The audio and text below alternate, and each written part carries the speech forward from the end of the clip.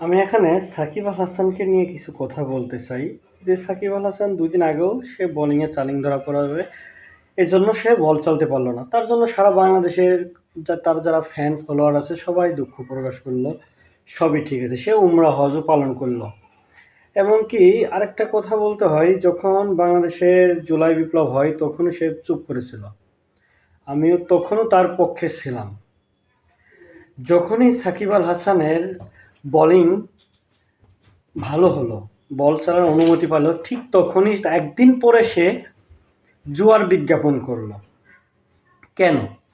তার এত টাকা, সে যে পরিমাণে টাকা ইনকাম করেছে, তার মনে হয় না পরবর্তী ২ প্রজন্ম খেলেও ফুরোবে।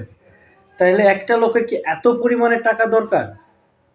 আমি নিজেও একটা সাকিব ফ্যান হয়ে বলতে পারি, আমি আর মনে হয় না সাকিব আমার মনের থেকে উঠে আছে।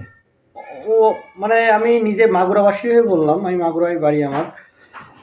আমি সত্যি কথা বলতেছি, সাকিবের প্রতি আমার আর কোনো আশ্বাস নাই। সে কেন এই জিনিসটা করলো? বাংলাদেশ সরকার যেখানে নিষিদ্ধ করছে, সেখানে সে এর বিপরীতে যাচ্ছে। তার এতটা টাকা প্রয়োজন।